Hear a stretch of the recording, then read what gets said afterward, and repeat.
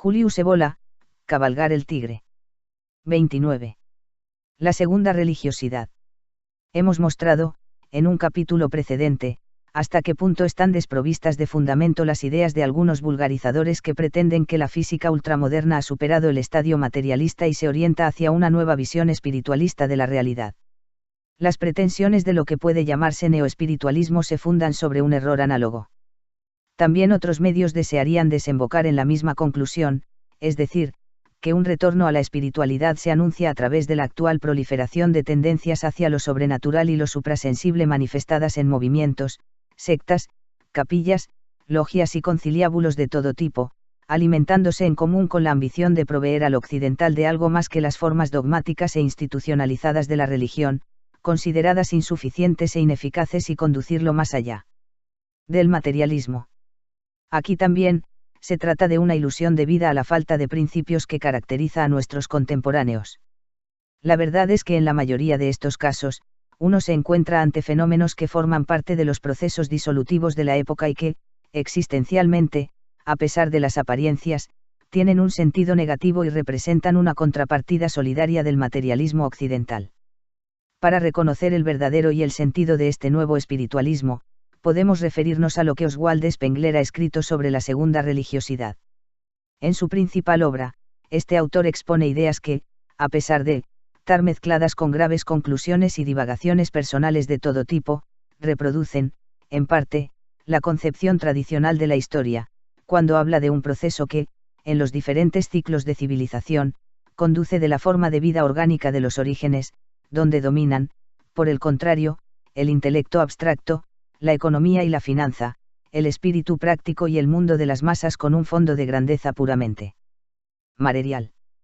El proceso terminal ha sido estudiado más de cerca por Reverendo Guénon, el cual, empleando una imagen de la evolución de la vida de los organismos, ha hablado de dos fases: la fase de rigidez del cuerpo abandonado por la vida, correspondiente en términos de civilización, al periodo del materialismo, seguida de la fase final, la de descomposición del cadáver. Según Spengler, la segunda religiosidad es uno de los fenómenos que acompañan siempre a las fases terminales de una civilización. Al margen de estructuras de una grandeza bárbara, al margen del racionalismo, del ateísmo práctico y del materialismo, se manifiestan formas de espiritualidad y de misticismo, es decir, irrupciones de lo suprasensible que no son signos de una recuperación, sino los síntomas de una desintegración. No se trata ya de la religión de los orígenes, de las formas severas que, como herencia de las élites dominantes, estaban en el centro de una civilización orgánica y cualitativa, lo que, propiamente, llamamos el mundo de la tradición, y que marcaban todas sus expresiones. En tal fase, incluso las verdaderas religiones pierden toda dimensión superior, se secularizan, se adormecen, cesan de cumplir su función original. La segunda religiosidad se desarrolla fuera de estas, a menudo, incluso, contra ellas, pero lo hace también fuera de las corrientes predominantes de la existencia y corresponde generalmente a un fenómeno de evasión, alienación, compensación confusa, no teniendo ninguna repercusión seria sobre la realidad, que actualmente es una civilización apagada, mecanizada y puramente terrestre. Tal es el lugar y el sentido de la segunda religiosidad. Podemos completar el esquema remitiéndonos a René Guénon, cuya doctrina es mucho más profunda que la de Spengler. Este autor ha constatado que tras el materialismo y el positivismo del siglo XIX que habían conseguido aislar al hombre de lo que está verdaderamente por encima de él, de lo verdaderamente sobrenatural, de la trascendencia, numerosas corrientes del siglo XX han tenido una apariencia de espiritualismo o se presentan como una nueva psicología, tendiendo a abrirlo a lo que está por debajo de él, por debajo del nivel existencial, correspondiente generalmente a la persona humana realizada. Podríamos hacer referencia, aquí también a una expresión de Aldous Huxley y hablar de una autotrascendencia descendente opuesta a la autotrascendencia ascendente. De la misma forma que es cierto que Occidente se encuentra actualmente en la fase sin alma, colectivizada y materializada, propia del fin de una civilización, igualmente, no cabe duda de que la mayor parte de los hechos que se consideran como el preludio de una nueva espiritualidad dependen sencillamente de una segunda religiosidad y representan algo híbrido, delicuescente y subintelectual. Son como los fuegos fatuos que se manifiestan cuando un cadáver se descompone, por lo tanto hay que ver en estas tendencias, no lo opuesto a la civilización crepuscular de hoy en día, sino una de sus contrapartidas que podrían incluso, si se confirmaran, ser el preludio de una nueva fase regresiva y disolvente, más avanzada. En particular, allí donde no se trata solo de simples estados de alma o de teorías, sino allí donde el interés morboso por lo sensacional y lo oculto se acompaña de prácticas evocatorias y de una apertura de las capas subterráneas de la psique humana, como sucede a menudo en el caso del espiritismo y del psicoanálisis, pudiéndose hablar, con René Guénon, de fisuras en la Gran Muralla, 39, de peligrosas grietas en este círculo de protección que preserva, a pesar de todo, en la vida ordinaria. A todo individuo normal y de espíritu lúcido, contra la acción de las fuerzas oscuras reales, ocultas tras la fachada del mundo de los sentidos y bajo el umbral de los pensamientos humanos formados y conscientes. Desde este punto de vista, el neoespiritualismo aparece, pues, más peligroso todavía que el materialismo o el positivismo, ya que éste, por su primitivismo y su miopía intelectual, reforzaba este círculo, que limitaba ciertamente, pero que también protegía. Por otra parte, nada indica mejor el nivel en que se sitúa el neoespiritualismo que la cualidad humana de buen número de quienes lo cultivan. Mientras que las antiguas ciencias sagradas eran la prerrogativa de una humanidad superior, de las castas reales y sacerdotales, hoy, son en su gran mayoría, mediums, magos de barriada, radiestesistas, espiritistas, antropósofos, astrólogos y videntes, anuncios publicitarios, teósofos, curanderos, vulgarizadores de un yoga americanizado, etc., quienes proclaman el nuevo verbo antimaterialista acompañándose de algún místico exaltado y visionario y de algún profeta improvisado. La mistificación y la superstición se mezclan casi constantemente en el neoespiritualismo, del que otro rasgo significativo es la proporción importante de mujeres, fracasadas, desviadas, fuera de uso, que se dedican a ello, particularmente en los países anglosajones. De hecho, como orientación general, puede hablarse de espiritualidad femenina. Pero se trata, una vez más, de un tema que hemos tenido ocasión de hablar en numerosas ocasiones. En el marco del problema que nos interesa particularmente aquí, solo importa la lamentable confusión que pueden hacer de las frecuentes referencias que hace el neoespiritualismo, a partir del teosofismo anglo-indio, a ciertas doctrinas pertenecientes a lo que llamamos el mundo de la tradición, particularmente en sus formas orientales. Es importante señalar aquí una neta separación. Es preciso saber que se trata, casi siempre, de falsificaciones de estas doctrinas, residuos o fragmentos, mezclados con los peores prejuicios occidentales y meras divagaciones personales. El neoespiritualismo no tiene, en general, ninguna noción del plano al que pertenecían las ideas que adoptó, así como de la meta verdadera que tenían sus seguidores. Estas ideas, en efecto, acaban, a menudo, sirviendo de simples sucedáneos destinados a satisfacer exigencias idénticas a las que mueven a otros hacia la fe o a la simple religión, grave equívoco, pues se trata, al contrario, de metafísica y, a menudo, estas enseñanzas pertenecían exclusivamente, en el mundo tradicional, a las doctrinas internas, no divulgadas. No es cierto, además, que la decadencia y el agotamiento de la religión occidental sean las únicas razones que mueven a los neoespiritualistas a interesarse en estas enseñanzas, a difundirlas y mostrarlas en público. Otras razones son que muchos de ellos creen que estas doctrinas son más abiertas y consoladoras, que eximen de las obligaciones y de los lazos propios a las confesiones históricas, cuando lo cierto es que se trata de lo contrario, aunque se trate de otro tipo de lazos. Tenemos un ejemplo típico en la valoración completamente moralizante, humanitaria y pacifista que se ha hecho y se hace recientemente de la doctrina budista. Según el Pandit Nehru, se debería escoger entre la bomba ahora y el budismo. En otro campo vemos a Jung valorizar en términos de psicoanálisis todo tipo de enseñanzas y de símbolos de los misterios, adaptándolos para el tratamiento de individuos neurópatas y disociados. Es así como podríamos llegar a preguntarnos en qué medida el efecto práctico del neoespiritualismo no es negativo también desde otro punto de vista, en razón del inevitable descrédito en que caen las enseñanzas pertenecientes a las doctrinas internas del mundo de la tradición, tras la manera deformada e ilegítima en que estas corrientes las hacen conocer y propagan.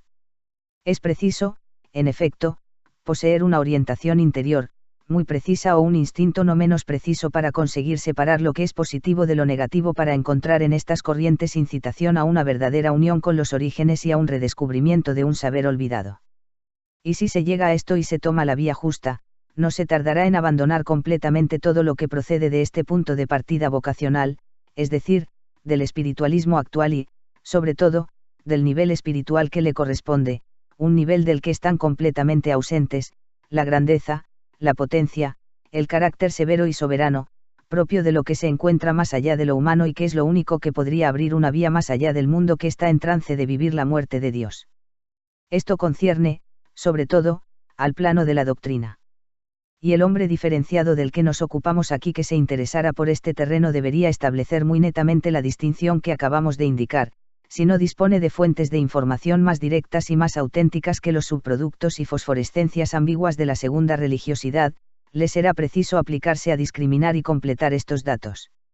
Este trabajo le vendrá facilitado, por lo demás, por la ciencia moderna de las religiones y por otras disciplinas análogas gracias a las cuales textos fundamentales de varias religiones están disponibles ahora en conocidas versiones que si bien pueden verse afectadas por las limitaciones propias al academicismo y a la especialización, filología, orientalismo, etc., están, al menos, exentas de las deformaciones, divagaciones y mezclas del neoespiritualismo.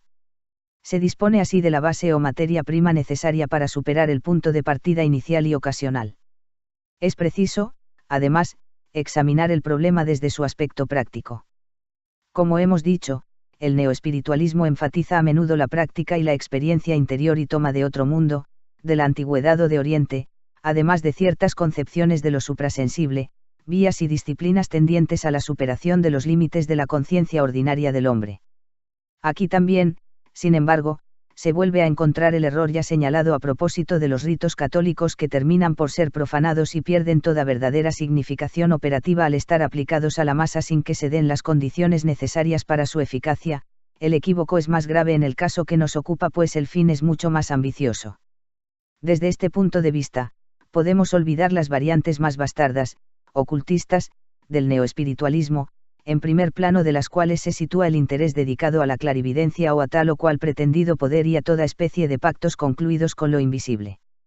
Todo esto no puede ser más que absolutamente indiferente al hombre diferenciado, no es siguiendo esta vía como se puede resolver el problema del sentido de la existencia, pues se permanece siempre aquí en el mundo de los fenómenos, y puede incluso resultar una evasión y mayor dispersión, parecida a la que favorece, en otro plano, la multiplicación apabullante de conocimientos científicos y de medios técnicos, en lugar de una profundización existencial.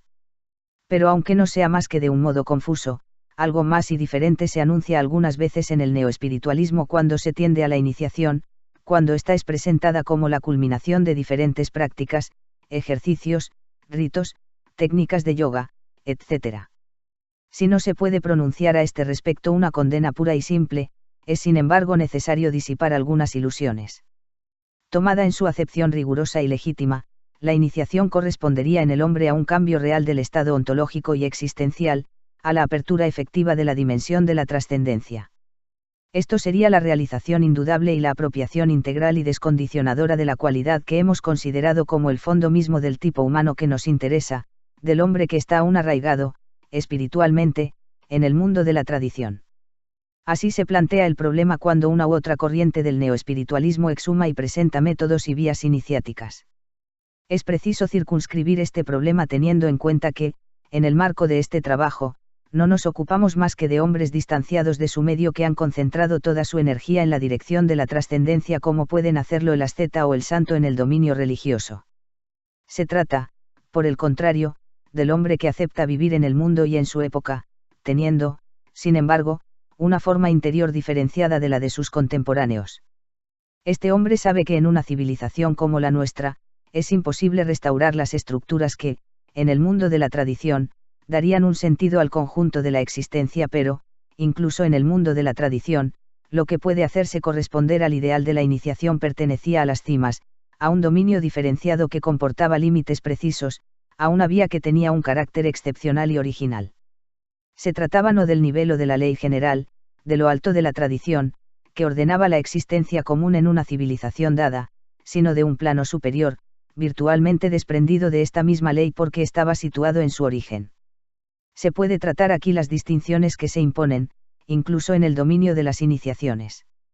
Debemos limitarnos a insistir sobre el significado más alto, más esencial, que toma la iniciación cuando se sitúa sobre el plano metafísico, significado que es, como hemos dicho, la del descondicionamiento espiritual del ser.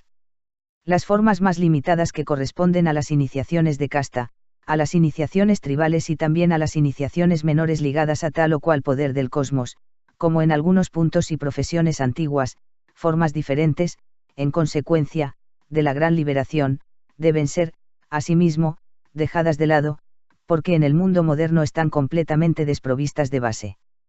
Precisamente es en su más alta acepción, metafísica, como se la comprende, y se debe pensar a priori, que en una época como la nuestra, en un medio como este en el que vivimos, y habida cuenta también de la conformación general interior de los individuos, que se resiente fatalmente de una herencia colectiva, antigua de varios siglos, que es absolutamente desfavorable, la iniciación se presenta como una posibilidad más que hipotética y aquel que ve las cosas diferentemente, o no comprende de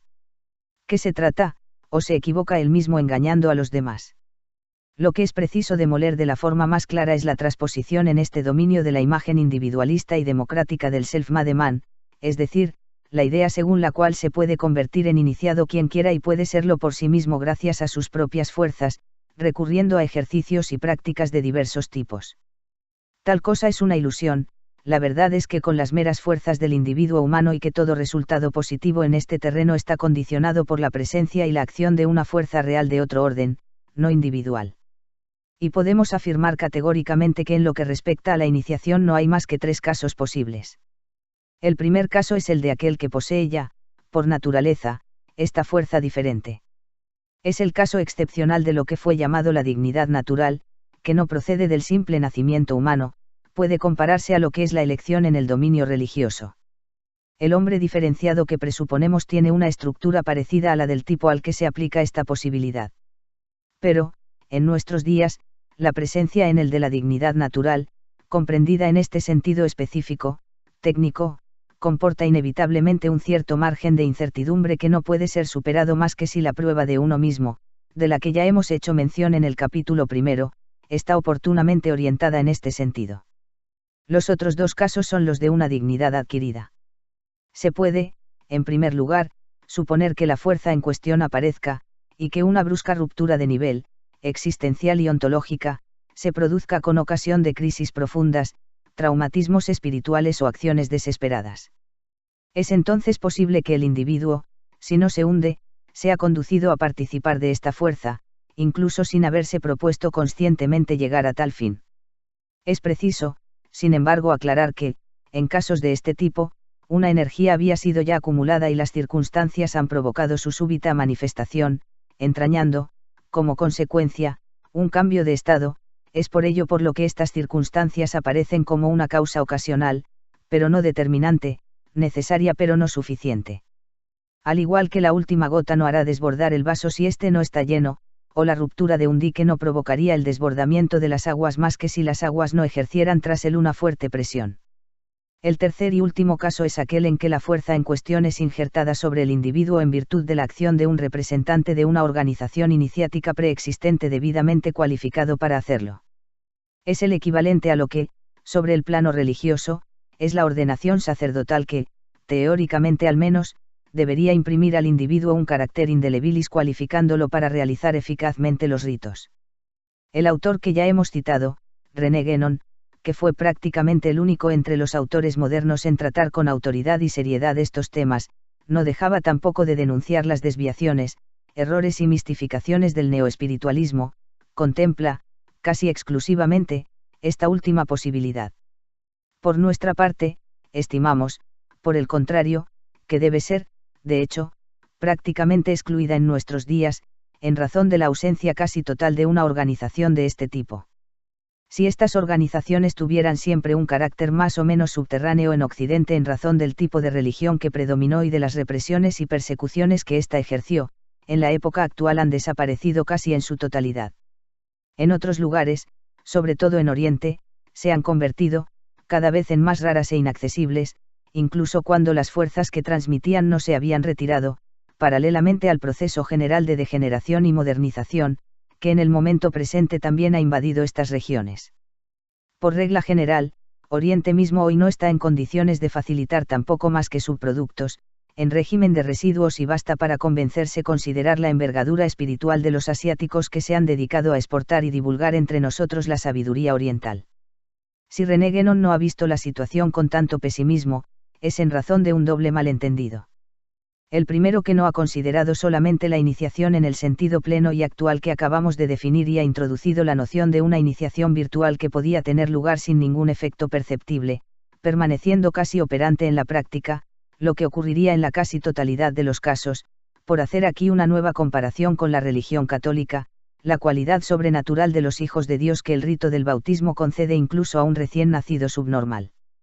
El segundo malentendido procede de la suposición de que la fuerza en cuestión está realmente transmitida incluso cuando se trata de organizaciones que en otro tiempo tuvieron un carácter iniciático auténtico, pero que han entrado desde hace largo tiempo en una fase de extrema degeneración hasta el punto de que se puede pensar con motivos que el poder espiritual que constituía originalmente el centro se ha retirado, no dejando subsistir, tras la fachada, más que una especie de cadáver psíquico. Sobre estos dos puntos, no podemos seguir a Guénon. Pensamos, pues, que el tercer caso mencionado es aún más improbable hoy que los otros dos. En cuanto al hombre que nos interesa, si la idea de una iniciación debe igualmente figurar en su horizonte mental, no debe hacerse ilusiones al haber medido claramente la distancia que separa a esta del clima del neoespiritualismo. No debe concebir, en principio, como prácticamente posible más que una orientación fundamental, una preparación fundamental para la cual encontrará en él una predisposición natural. Pero la realización debe quedar indeterminada y será bueno hacer intervenir también la visión postnihilista de la vida tal como la hemos definido, visión que hace descartar todos los puntos de referencia susceptibles de provocar una desviación, un descentramiento, incluso si la ruptura de nivel, como en el caso presente, estaba ligada a la espera impaciente del momento en que se producirá, por fin, la apertura. Es en este sentido como puede aplicarse aquí la fórmula Zen ya citada: quien busca la vía, se aparta de la vía. Una visión realista de la situación y una justa medida de sí mismo, obligan, pues, a considerar que la única tarea seria y esencial consiste en dar un relieve cada vez mayor a la dimensión, más o menos encubierta, de la trascendencia en sí. Estudios sobre el saber tradicional y el conocimiento de las doctrinas podrán ser útiles, pero solamente serán eficaces cuando entrañen un cambio positivo que afecte el plano existencial y más particularmente, la fuerza que está en la base de la vida de cada uno en tanto que persona, esta fuerza que, en la mayor parte, está ligada al mundo, que no es más que voluntad de vivir. Este resultado es comparable a la inducción de la propiedad magnética un fragmento de hierro, inducción que es también la de una fuerza que le imprime una dirección. Podrá uno entonces desplazarla tanto como quiera, tras las oscilaciones, más o menos amplias y prolongadas, terminará siempre por volverse hacia el polo. Cuando la orientación hacia la trascendencia no tenga solo un carácter mental o emocional, sino que consiga penetrar de una forma análoga al ser de la persona, lo esencial de la obra estará ya realizado, el grano habrá entrado en la tierra y el resto constituirá algo secundario, una simple consecuencia. Todas las experiencias y todas las acciones que, cuando se vive en el mundo, y sobre todo en una época como la nuestra, pueden presentar un carácter de distracción y estar ligadas a contingencias, tendrán entonces tan poca importancia como los desplazamientos tras los que la aguja imantada recupera su dirección. Como hemos dicho, lo que podría eventualmente producirse además dependerá de las circunstancias y de una sabiduría invisible. Y a este respecto los horizontes no se confunden con los que son propios de la existencia individual y finita que el hombre diferenciado vive actualmente sobre esta tierra. Por lo tanto, abandonando el fin lejano y demasiado pretencioso de una iniciación absoluta y actualizada, comprendida en el sentido metafísico, incluso el hombre diferenciado debe estimarse feliz si puede alcanzar realmente esta modificación que integra, de forma natural, los efectos parciales de las actitudes definidas a su intención, en dominios muy diferentes, en el curso de esta obra.